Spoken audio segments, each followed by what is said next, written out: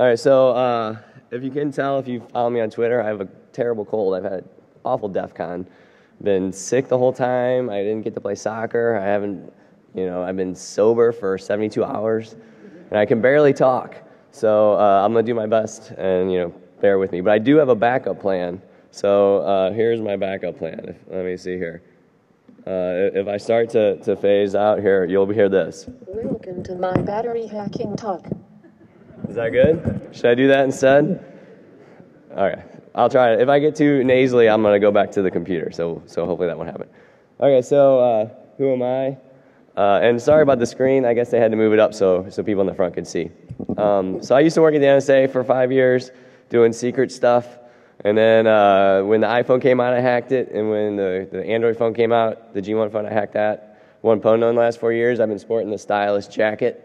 So if you see a guy, wearing a white jacket for some reason, that's probably me. Everyone who won this year got the jacket. For some reason, I'm the only one who wears it. Written a couple books and that sort of stuff. And then the most important thing is there's an InfoSuck comic that has my name in it. So I feel pretty cool about that. Although I don't understand this particular comic, but maybe that's because it's about me. Okay, so why am I here? Why did I decide to do battery firmware hacking? So last year I came to Black Hat and DEF CON and I saw Barnaby Jack's talk, and I thought it was really awesome. So I was like, this is cool that, it's easy to explain to someone. You walk up to an ATM and it gives you money, right? This is what it's all about. It's not like, hey, I can make calculator pop up on your computer. Like, it's just not impressive. And that's what I usually do. And I actually do less impressive stuff than that. It's like, I can make this bit change or something, right? So then I was like, I need to do something cool like Barnaby. So I came across this YouTube video of this computer like catching on fire and like the flames just going feet high. I was like, I want to do that. So I set out like in September last year, like right after Black Hat. And I was like, I'm going to see if someone remotely could blow up my computer. And you're going to find out I actually didn't do that, but I made a lot of progress. And so it's sort of interesting anyway. And maybe someone who's a little smarter than me can actually finish it up for me. And also, I'm kind of a chicken, so you'll see about that too. All right, so this is the spoilers. Despite what you might have read in the paper, I actually didn't blow up anything. Mostly, you'll see. So there's a lot of layers of security. I totally bust one of them, and then I got kind of scared. So there's like all these parameters you can switch, and you got to charge it and discharge it, and maybe overnight. And I work on it in my home, and so anyway, I was kind of a chicken shit. But you'll see that it's kind of cool. So what's the talk about? So mostly I'll start out with a little sort of intro on how batteries work and that sort of thing. And then I'm going to basically tell you the story of like 7 months of my life looking into this. And, it's mostly a story about a guy who's good at software hacking who tried to do hardware hacking. So the good thing about that is, probably not you guys who are in Hardware Hacking Village, which I should actually go to and hang out. But the guys who do software, you'll probably learn some stuff, hopefully, about how to do hardware, because that's what I had to learn. And then at the end, I'll talk about, like, the so what question. Since I didn't blow up something, what did I do and what could I do? All right, so when I started this whole thing, I didn't know anything about batteries or, chargers or really anything about hardware. So I'm giving you a little bit of a spoiler here because just to sort of make sense of where I'm going. But I didn't know this when I started. So there's this document called the Smart Battery Specification, and what it does is it outlines exactly how batteries and chargers and computers are supposed to communicate with each other. And so this sort of justifies what I went after. So it says safety is a primary concern. It's great. The primary concept is that the primary intelligence is supposed to be in the battery itself. So the computer's smart. It doesn't have to be. The charger doesn't have to be smart. What's supposed to be smart in this whole thing is the battery. So the brains are supposed to be in the battery. And the reason is because when the battery knows the most about the battery. So it knows how much charge it's gotten. It knows how much it's got stored in it. It knows what its temperature is. It knows what kind of chemistry it has. So the battery is supposed to be the brains of the operation, and everything else is supposed to rely on that. And so that's why I attack the brains. So I'm going to go after the little chip on the battery. Okay, so what are smart batteries, right? I just thought these were like Duracells. Well, they're Duracells with a chip. So, or actually more than one chip you'll see. So there's just there's chemistry cells, and then there's some chips, and its main job is to make sure that it gets charged and it doesn't blow up. And if you have a MacBook like me and you hit the more information about your system, you end up with a screen that looks like that if you can read it. And on this one, when I started it didn't say this, but on this one actually if you look it says device name BQ20Z451. That's the model of the chip from Texas Instruments that's on this battery. But anyway, this information is obtained from the battery by the operating system asking the battery and the battery telling it. Okay, so what could go wrong with a battery, right? So you could make their battery not work anymore, and this is super easy. I do it all the time, never on purpose though. And then you could reprogram it to lie, and this is what I do. Maybe this would allow what the engineers call thermal runaway, and I call explosions. But I didn't do it, so I can't say. And then the other thing is, you can imagine just talking to have the battery talking nonstop to the OS, a Dan Kaminsky DEFCON talk, and then eventually the OS is going to get bogged down. Dang, everyone loves Dan Kaminsky. At Black Hat, that would have nailed it. Okay, so and then you can imagine it also if there was a bug in the kernel, it could actually attack the kernel from the battery, and you figure Apple can barely write secure software when they know someone's going to attack them, but when they're reading values from a battery, they really probably didn't pay attention. And then you're also on the same bus as a TPM chip or the BIOS, so you could sniff all sorts of other interesting things that you wouldn't normally have access to because you're at this other spot in hardware. All right, so these are things that you might be able to do with this. Okay, so the story was, again, after Black Hat, I sat around, mopey, trying to think of something interesting to do. And eventually I was like, yeah, let's see if I can blow up a computer. So I was like, well, I wish I knew something about hardware. So I said, I know I have a computer and I have a battery. What else? Well, let's just use Google. That's what a lot of this talk is I don't know what I'm doing, so I Google stuff. So in this case, I Google MacBook battery firmware. Right? That seems like a reasonable thing to start. And sure enough, the very first hit is about a firmware upgrade that Apple put out in 2009. And I was like, sweet, it's software. I can look at this. I understand this. So I downloaded it, checked it out, reverse engineered it, and I found out a few things. So one thing is, the computer's trying to talk to the battery, and it just wraps this function, IO connect method structure is structure 0 function over and over and over. It just keeps calling this.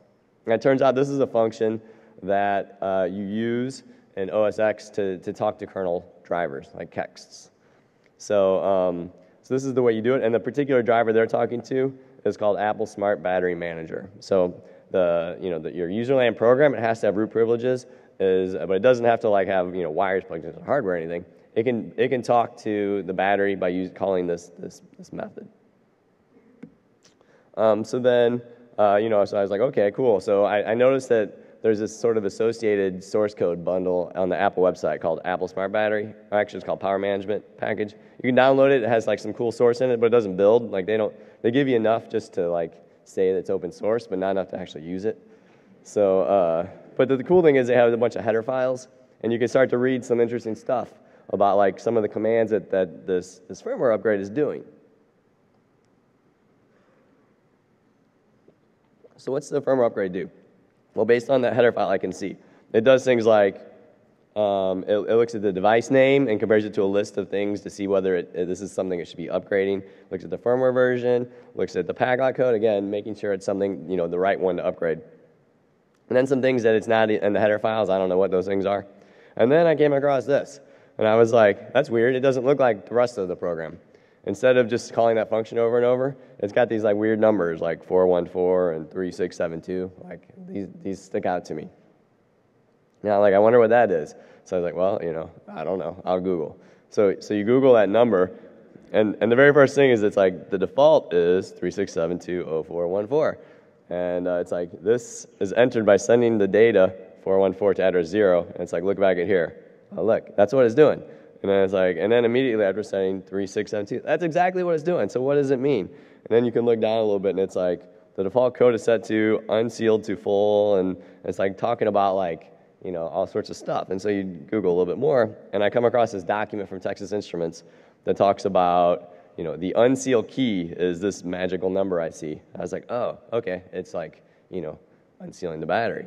And then I was like, oh, look, there's this other thing called full access key. That sounds even more important. And it's FFFFF. I was like, well, let me try that. Hey, it worked. So this is basically the whole talk. Is this slide? They use this chip, and you can download the spec, and they didn't change the passwords on it. So it allows you to, and this is on every Apple laptop I've ever seen. I have a bunch of them. And apparently there's a bunch of other computers that use the same chip, but I don't know if they've actually changed the password. So, the chip's okay. It's just Apple was stupid and didn't change the passwords. So now I was like sort of in business because I know it comes from Texas Instruments because that's where I got the dock from. I know Apple is dumb, but I already kind of knew that. And then that's where I'm at right now. So I'm feeling pretty good. But I still don't know exactly what chip. I just know it came from Texas Instruments. So I had to figure out what that was. And you should know by now that I could have just opened the battery and looked at the chip, but I'm totally scared to touch stuff. So I'm still wanting to find a software way to do it. And so what I did was there's a way you could query the battery for particular types of data with these different what they call subclass IDs. And so I just did that. I said, okay, give me your data for subclass ID 0, 1, 2, 3, 4. And it would give me a certain amount of data for each one. And all the Texas Instruments chips, they have documentation on what that's supposed to return. And each one returns something a little bit different. And so I just, saw what mine was, and I looked at every single dock to see which one had sort of the same it returned the right amount of data. And I found out what chip it was by doing that. It's Texas, oh wait, here, I won't give away the story yet. So anyway, this is what mine returned. Subclass 0 was 22 bytes. So you can see what kind of stuff this is. This is the kind of stuff you're messing with now that you probably shouldn't be. So it says first level safety is subclass ID 0. So it returns 22 bytes. Subclass ID 1 is first level safety current. The other one was voltage. And then you keep going, then you've got second level safety, and then second level safety current, second level safety voltage, and so on. And it turns out it matches exactly this Texas Instruments chip called TI-BQ20Z80.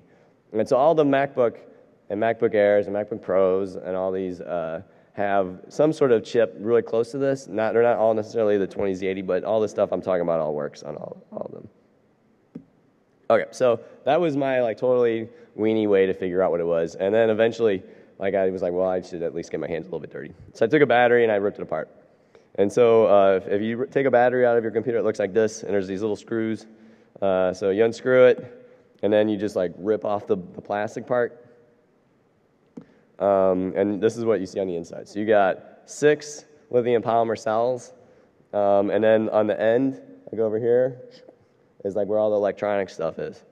So then you rip that off, and it's whoa, there's lights on, and I'm touching it. It's for a software guy, it's really just creepy. So there's chips and stuff, and then you can open it up even more, and then you can start to read the labels on the chips. So there's one that's called BQ29312. You can download information about that. But its job is basically it does safety stuff. And then, this talk, there was in the newspaper and all that stuff, and Travis Goodspeed, who's a total hardware nut, just because he's curious, he takes one of his batteries, and he, rips apart the chips, he puts an acid bath and x-rays it, and this is some pictures he did, just because he's a super curious guy. So this is what the chip looks like under x-ray. And then on the other side of that board, you've got the BQ20Z80, which is the brains of the operation, and then this other chip, 29412, which is another one of these chips that does safety checks. So, and then here is the BQ20Z80. Thanks to Travis for these pictures. Pretty cool. So anyway, so the BQ20Z80 is the main brains. That's the chip you can talk to through that driver. The other 2 chips you can't talk to directly. They're in charge of some safety stuff. But what you can do is you can set the parameters in the 20Z80, and it will push out those parameters to the other chips. So you can configure those other chips. You just can't talk to them directly. But that's all you really need. So you can say, oh yeah, you're in charge of the second level safety. Sweet. Yeah. Don't go off until you're at 5 million degrees, and then everything's bad. But until then, it's cool. So you can still mess with those other chips. Oops, I skipped this slide. So this is to show again, it took me that long to figure out what kind of chip it was. Actually, if I would have paid attention in the actual header file, they tell me exactly what it was. Oh well. that's why, that's why we do it. And that's why it took me 7 months instead of my normal project, which is like 2 weeks. Okay, so where am I at now? So I know, I actually took it apart, so I know what kind of hardware it is. I can download information about it. I know I can see how this firmware updater talks to it, so I can, probably figure out how to talk to it. But I don't really know like what kind of things to say to it. So back to this document, the smart battery specification.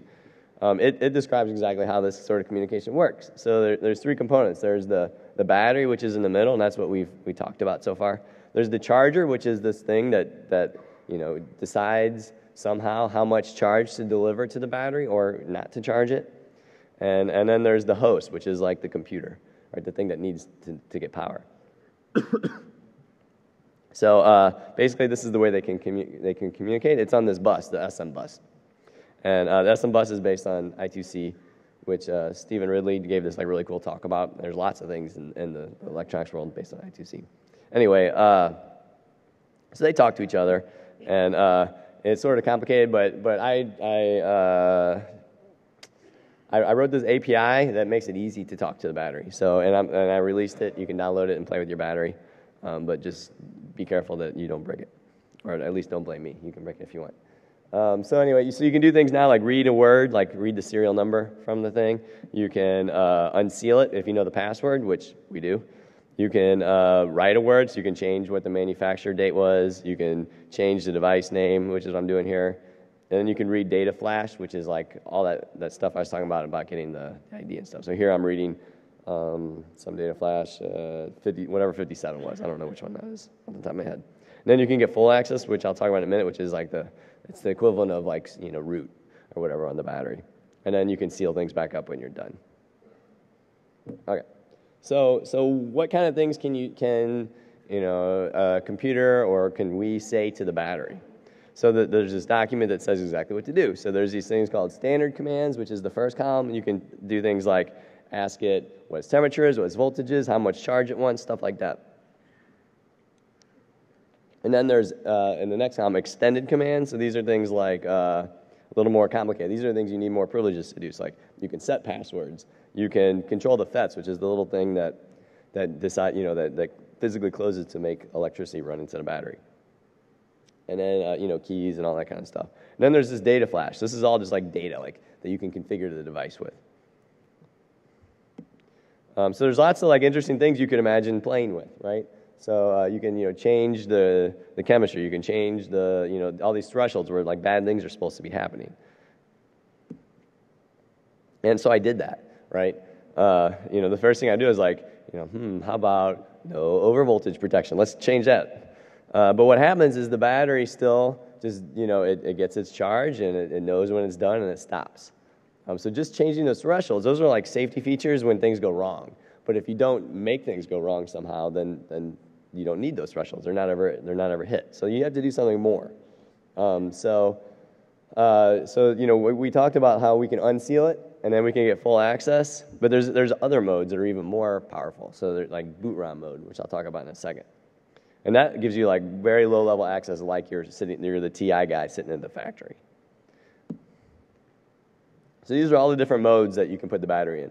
So sealed, that's how it's supposed to ship from the factory. Let me see if I have slides. Yeah, I'll just go in. So, couldn't remember the problem with this talk is at Black Hat it was 75 minutes and now it's 50 minutes. And I can't remember for sure what I cut. So bear with me.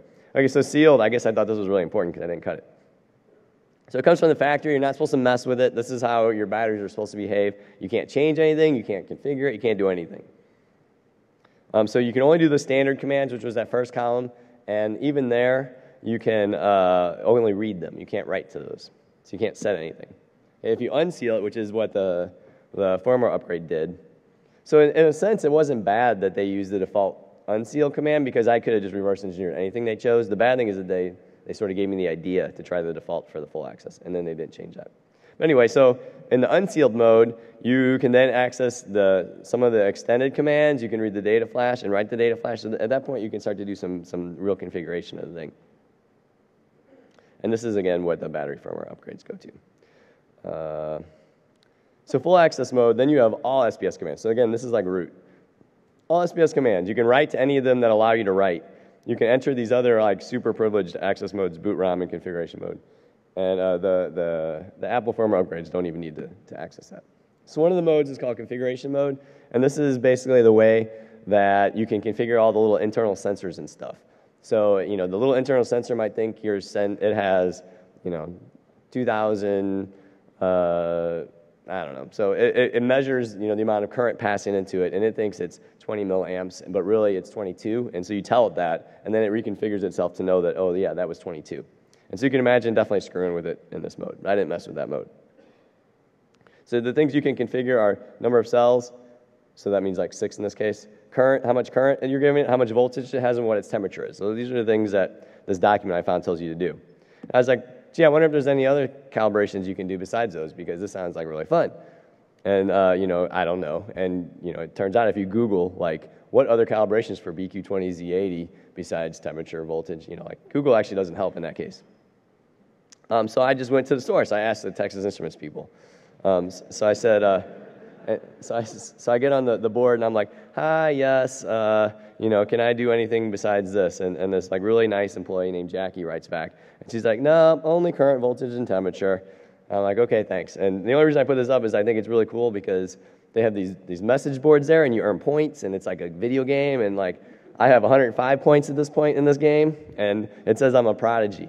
And I like that the game realized that, while I don't know much about batteries, I have a lot of potential. So I felt really good about that.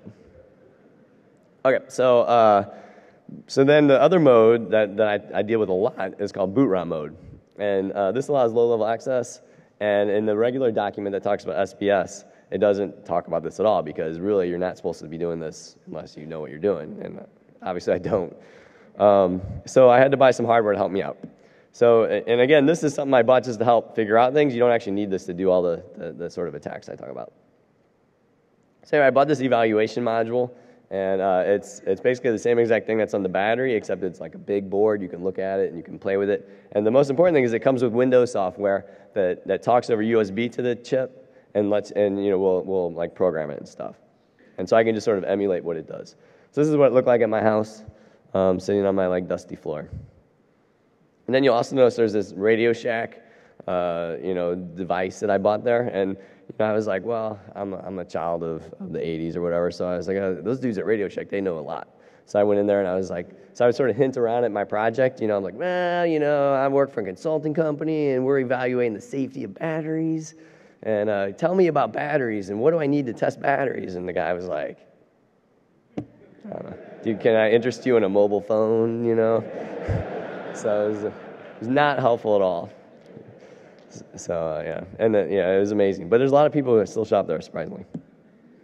So anyway, this is what the software looks like, and this is where I got the little guy for the title screen. I think it's really cool. They have like a mascot for battery technology. It's like Clippy with a backpack on.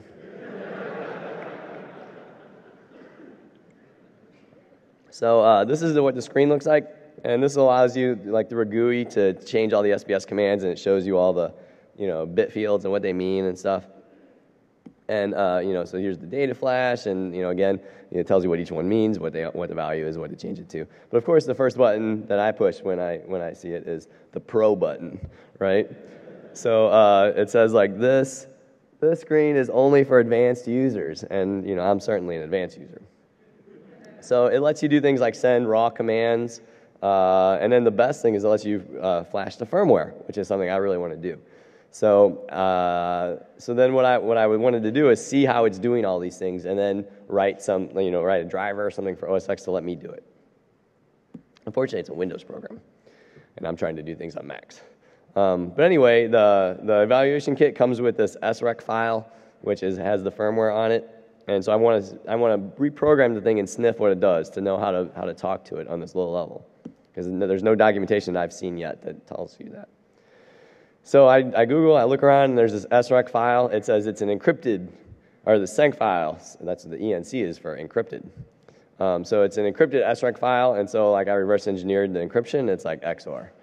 But to give it some credit. It's not just XOR with a byte. It's like XOR with a byte and the previous byte. So it's like, sort of fancy. Anyway, the firmware file has header stuff. It has all the data flash, so those are all the configuration parameters. It has all the instructions and then a bunch of checksums and stuff.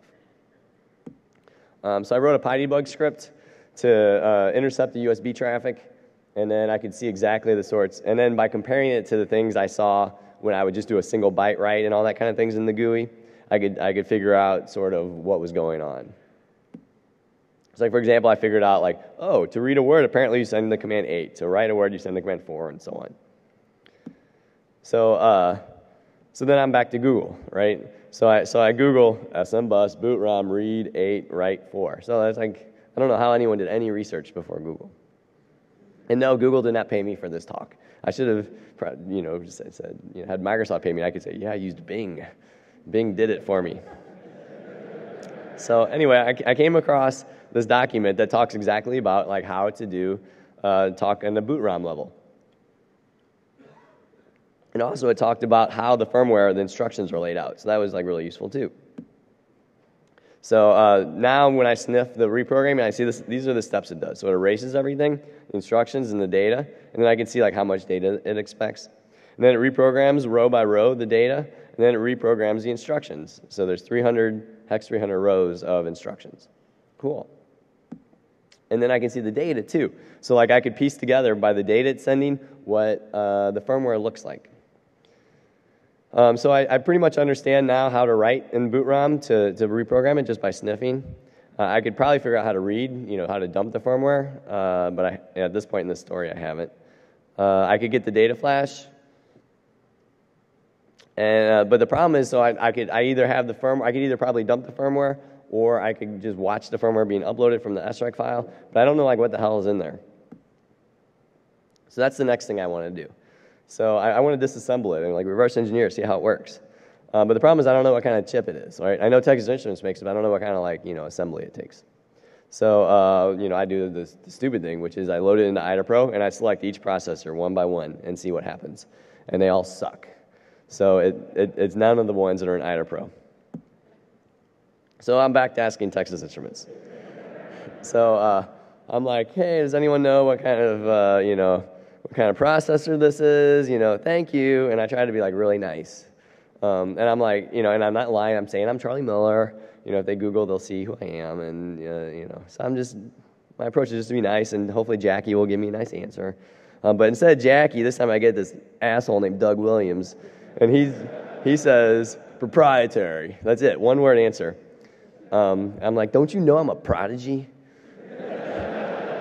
So anyway, I'm like, oh, thank you for your kind response.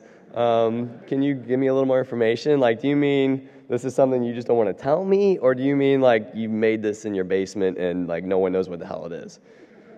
And he says, this is the first thing. We have customers, Apple probably, who create their own firmware, but we don't disclose this data because we want to protect our intellectual property. Sorry. So I'm like, well, okay, I'll just steal your intellectual property. So I just take the binary, I stick it into a hex editor, and I just start staring at it, right? I mean, this is the worst job in the world. And actually, someone asked me about this part, and when I gave this talk in Black Hat, and they're like, wow, are you like some kind of genius for looking at this? I'm like, no, this is the beauty of like, the cooking show, where the guy like throws a bunch of stuff, sticks in the oven, they're like, hey, it's done, right? So like, this was like really hard, but in the slide deck, it's like, oh yeah, it was this, oh, it was so obvious, right? But this was actually like, took me like a week, it was really hard. But for your benefit, it looks like really cool, like I'm awesome. So anyway, so what do you notice in this? Anyone want to beat me to the punch? So is there anything special? Can you read the bytes at all? Anything stick out? Oh, I already said, and don't look at that bullet if you want to play my game. All right, so you'll notice there's threes, right? That's the only thing that you really notice is there's some threes. Okay, cool, threes. And anyone notice something special about the threes? They're spread out a certain amount. So it turns out the threes are separated by 2 bytes each. So it's like, oh, well, that's sort of interesting. So that's like, well, maybe then it's aligned somehow on 3 byte widths. So you adjust the hex editor a little bit, and then you start to look. Hey, look, sure enough, if you look down these columns, there's this feature that the high nibble of the third byte is always 0, 1, 2, or 3. Okay. So maybe, and then you can see this is true for all the columns. So maybe this is a 22-bit word. So I got to find some sort of chip that has 22-bit length instructions, and maybe I'm in good shape. And that's probably pretty rare. Okay. And then the final clue was I looked at the end of the firmware. And so what you see here is the very last, so there's lots of these things at the end that say 3F, FF, FF. And the very last thing before that is 23, FF, FF, FF. So here's the 23, FF, FF. Can anyone, what would you think would be the very last instruction in something that you disassembled?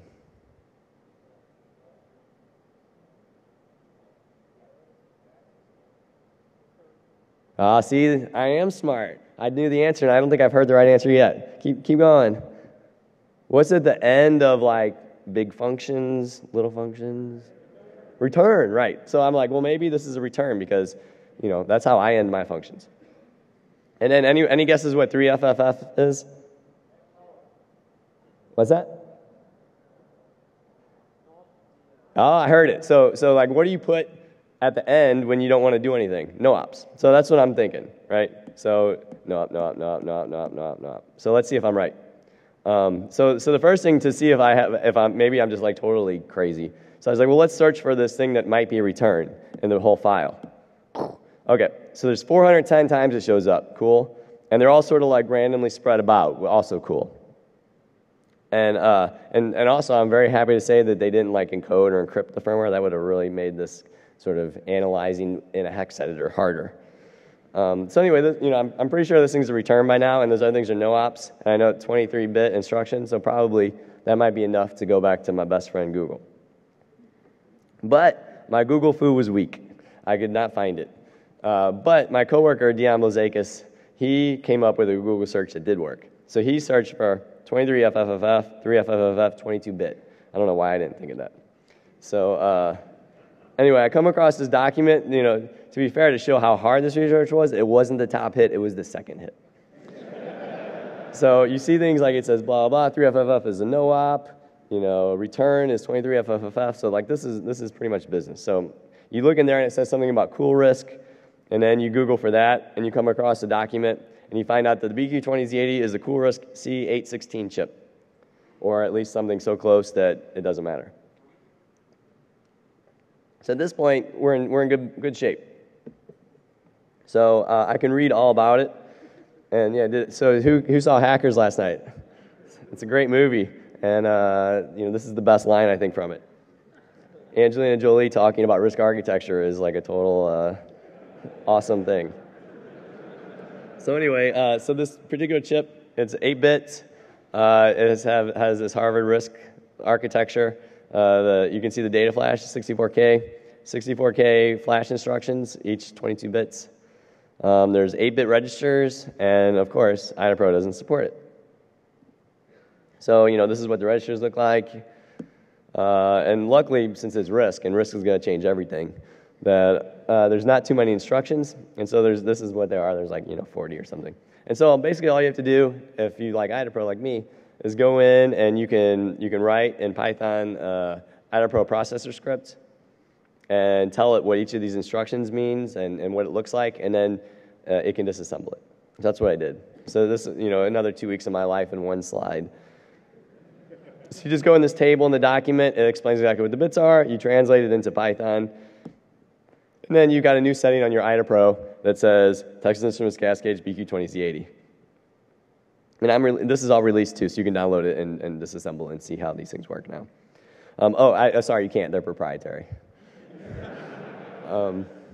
So anyway, now if you pop in IDAPRO, it's RISC, so you have to make a separate data section for it, and then you're good to go. It'll disassemble.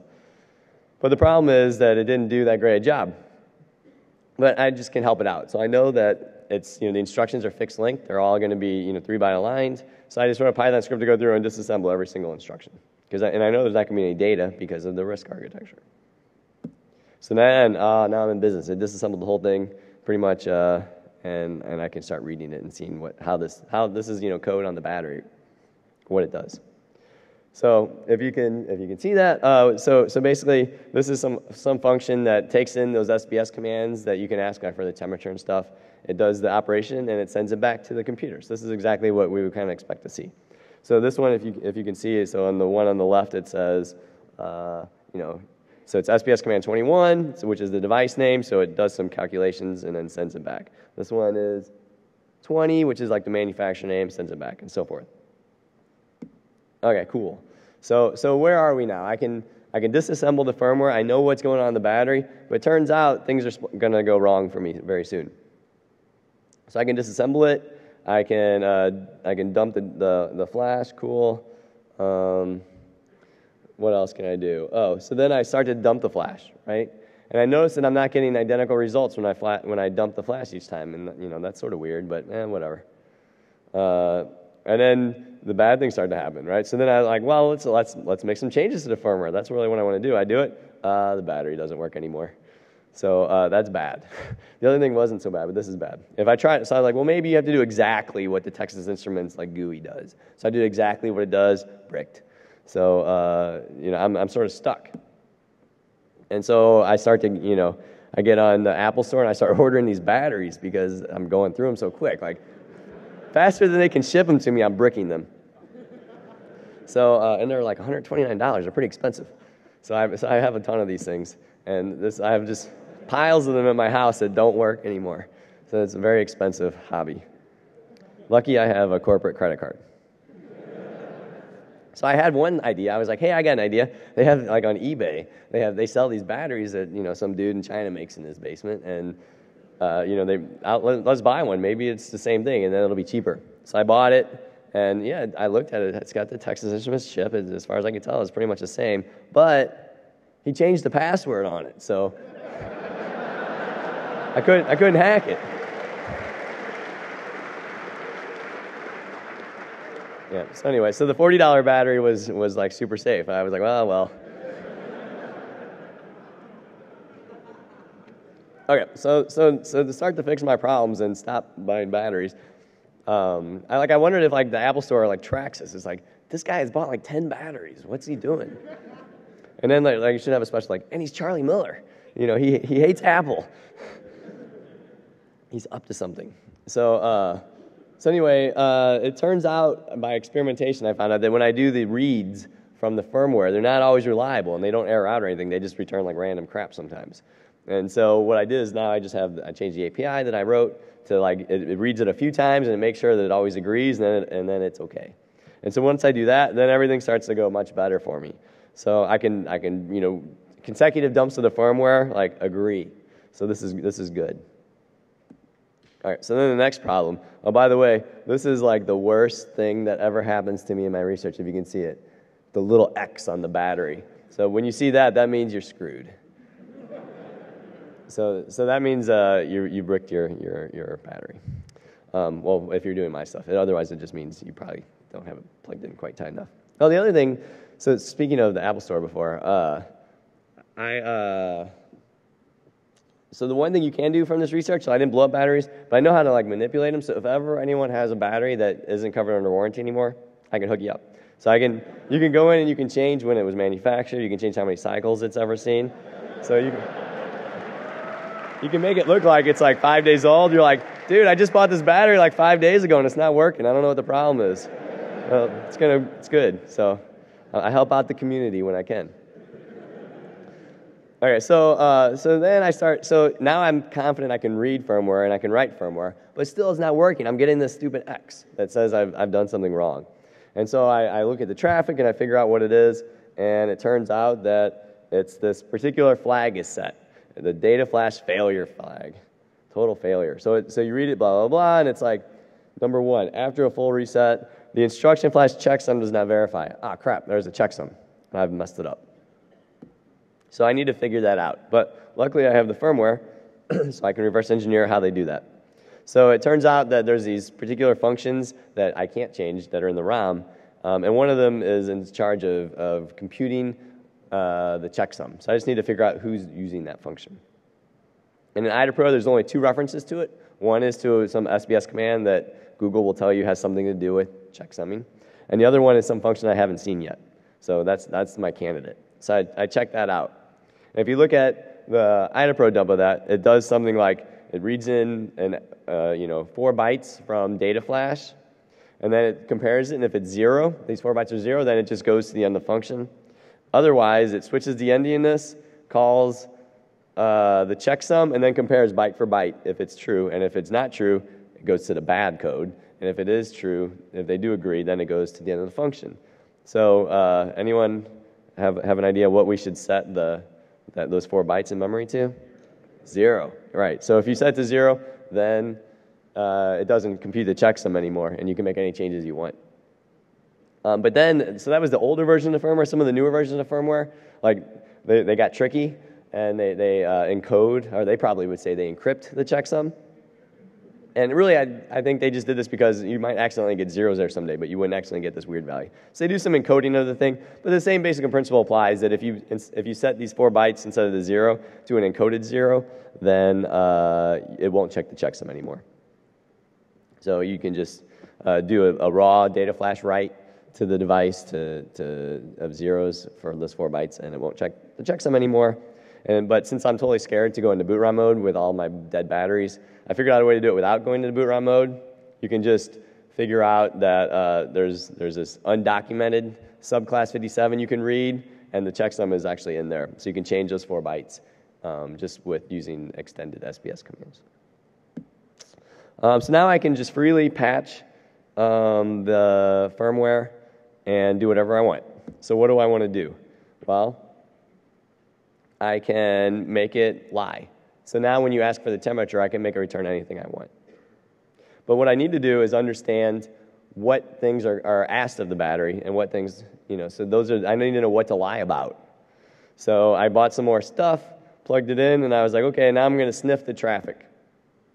The battery has these 6 little grooves and then maybe a couple other little spots where there's wires. 2 of these are got to be SM bus. I don't know which 2. So I was like, well, I know. I'll buy these little probes, I'll hook them up between the things, and I'll monitor what's going on. This was a disaster. So I did this, and I must have touched the wrong thing at some time. The computer just didn't work anymore. So apparently I shorted something on the main logic board, and so I had to take it into the Apple store, which I do this a lot. I go to the Apple store, and I'm like, yeah, this isn't working anymore. And they're like, what'd you do? I was like, I don't know. I just turned it on, and it doesn't work.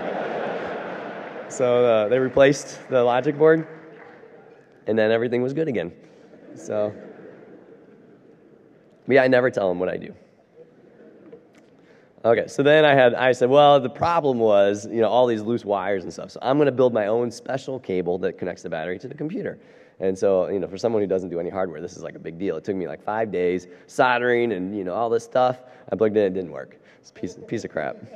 So that didn't work. So finally I figured out the right way to do it is you just move the keyboard a little bit. The battery can be sitting where it's supposed to sit. You can still see the wires, and you can hook little, probes to it. This is the right way to go. So then I hook up this logic analyzer, and I can see exactly which cables have the SM bus traffic. And then you can actually ask it to decode it, and you can see the actual SM bus write. So it's like a write of 8, which is temperature, and then it reads the values, so B73, so I can see what the temperature response is. And then, that's cool for just like show, but then there's this other thing called a beagle that will record all this information for a long time. You get like cool GUI like this, and you can see still the SM bus traffic. You can record it for like an hour while you're charging your battery and see all the things that are ever asked of the battery.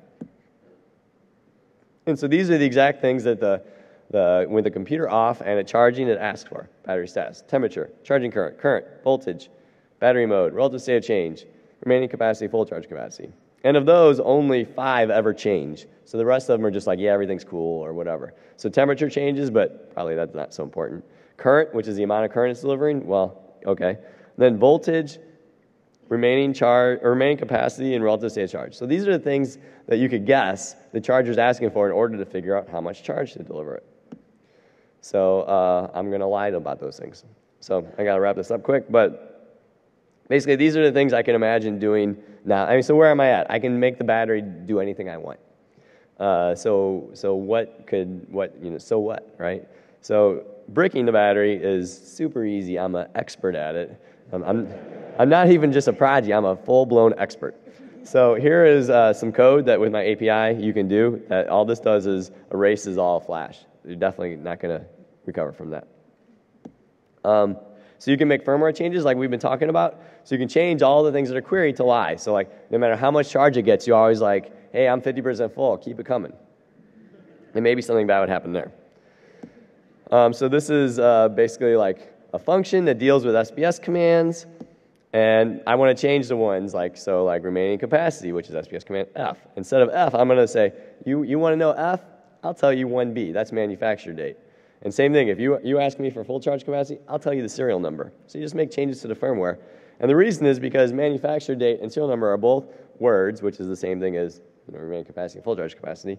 But they're never queried, and you can set them to any value you want. So then you can control exactly what the battery is reporting. And you can do this live while the battery's charging, without any wires or anything, just remotely with the root access. So this is what the code looked like that handles that case. And then here's the API call to patch the firmware. And then it changes that code to this code, which just changes the SPS command and then jumps to the other case. So now when I query remaining capacity, surprisingly, it's exactly the same as the manufacture date. And same thing, full charge capacity, coincidentally, is exactly the same as the serial number. Okay, so now I don't show it here, but I go through, and I have a white paper that goes in way more detail than I can here. But I go and I change the firmware to lie about every single thing that's queried. So now over time, it doesn't change if I don't want to. I can change it on the fly. And I did verify that these changes that I make do affect how much current's delivered to the battery, but in like some sort of weird, super obvious way. So anyway, this is where I started to get scared. And I tell this story that I was driving to a soccer game or something, and I saw all these fire trucks and stuff going the other direction, and I was like, oh shit. Because I was just messing with this stuff when I left. And so I call home, and my wife answers. I'm like, well, that's good. So she answered the phone. And then I was like, that computer upstairs in my office, can you go unplug that? So she did that. Anyway, so I mentioned that there's various layers of defense besides this chip that I'm owning is the main guy in charge of safety, but there's other things that may prevent the big explosion. So there's these thermal cutoffs and that you see, so it's these little cells that they get hot, they melt, and then you can't get electricity to the cells anymore. But the good thing about that battery is I can't mess with it, the off-market one. The bad thing is I didn't see these little things on the off-market battery. The other thing you could imagine, again, is attacking the kernel from the battery. So this would be a way to have persistent malware, for example. I didn't look for a particular bug. Again, knowing Apple, it's hard to imagine there's not a bug there. So you can imagine writing a fuzzer in Cool Risk Assembly and changing the firmware and having the battery literally fuzzing the OS. That is crazy, but it would be awesome. The easier way is you could just do it in hardware, just hook wires in there and emulate the fuzz. And Travis Goodspeed is talking about, he already has something that basically does that. So then if, I don't really think there's much risk of anything bad happening to you from this without someone else doing something, a lot more work. But if you're the super paranoid type, which probably 90% of the people in this room are pretty paranoid, I released a tool called Caulkgun, which basically goes in and changes the passwords to values nobody knows. So the source code basically looks like this. It's just it gets full access, changes the password, and that's it. So here's all the people who helped me on this talk. I'm such a hardware noob that I couldn't get very far. So thanks to all those guys.